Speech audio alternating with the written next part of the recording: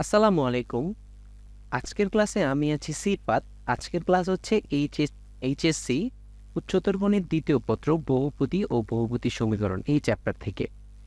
এটি হচ্ছে এই চ্যাপ্টারের সেকেন্ড পার্ট। আমরা হইতেছে এই পার্টে আজকে দেখব হইতেছে দ্বিঘাত সমীকরণের নিশ্চয়ক।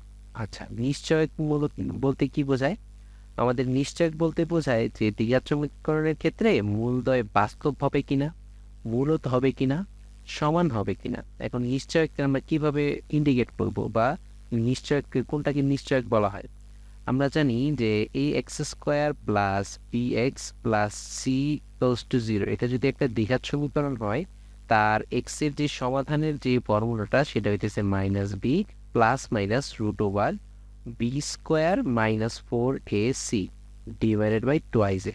এখন এইখান থেকে যদি আমাদের এ বি সি এই তিনটা আমাদের মূলদ সংখ্যা হয়, এই তিনটা যদি মূলদ সংখ্যা হয়, তখন আমাদের যে মূলদ্বয় আছে, মানে দ্বিঘাত সমীকরণের ক্ষেত্রে আমরা তো দুইটা মূল পাবো। এখন এই এবিসি মূল দুইটা যদি এবিসি যে কনস্ট্যান্টগুলো থাকে এগুলো যদি মূলদ সংখ্যা হয়, তখন আমাদের মূলদ্বয় বাস্তব হবে যদি b square minus four a c greater or equal zero হয়। মূলদ্বয় মূলদ হবে যদি b square minus four a c এটা পূর্ণবর্গ হয়। আর এতে মূলদ্বয় সমান হবে যদি b square minus four a c equals to zero হয়। তার মানে আমরা কি এখানে b square minus four a সির উপর ডিপেন্ড করতেছে আমাদের মূলদের চরিত্র বা ক্যারেক্টার। তার মানে এইটাই হইতেছে আমাদের নিশ্চয়কটা। এই নিশ্চয়ককে আমরা ডি দ্বারা প্রকাশ করি।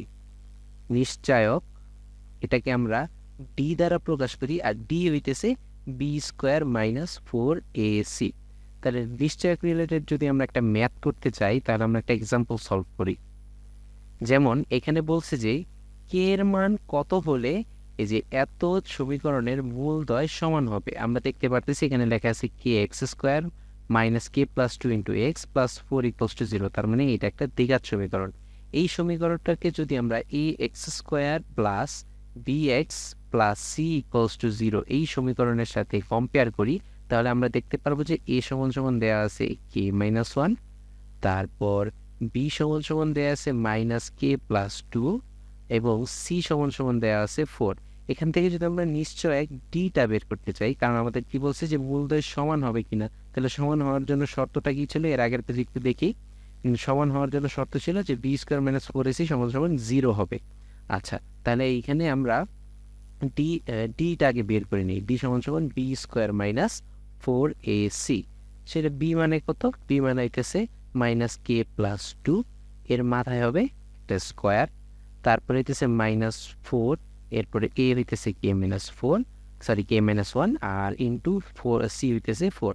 এখন এইটাকে যদি আমরা একটু ক্যালকুলেট করি, এখানে পাবো k square plus four k plus four, আর এখানে পাবো আমরা minus sixteen k plus sixteen.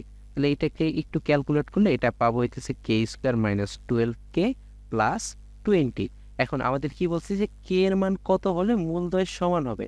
এখন আমরা জানি যে মূলদ্বয়ের সমান হবে যদি ডি সমান সমান বা নিশ্চয়ক সমান সমান জিরো হয়, বা এখানে আমাদের ডি এর ভ্যালু আমরা কত পাইছি, k square minus twelve k plus twenty equals to zero. এখন এইটাকে যদি আমরা একটু ক্যালকুলেট করি, তাহলে এটাকে পাবো হইতেছে k minus ten into k minus two equals to zero. তাহলে সুতরাং এখান থেকে কে এর ভ্যালু আমরা পাইতেছি 2,10। মানে কে এর ভ্যালু যদি আমাদের 10 অথবা 2 হয়, তাহলে আমাদের এই সমীকরণের নিশ্চয়ক বা এই সমীকরণের যে মূলদ্বয় আছে সেই মূলদ্বয় দুটা সমান হবে। এইভাবে আমরা হইতেছে নিশ্চয়কের ম্যাথগুলো বলবো। নেক্সট ক্লাসে আমরা নিশ্চয়কের উপর আরও কিছু ম্যাথ দেখব। তাহলে আজকের ক্লাস এই পর্যন্তই। সবাইকে ধন্যবাদ। আসসালামু আলাইকুম।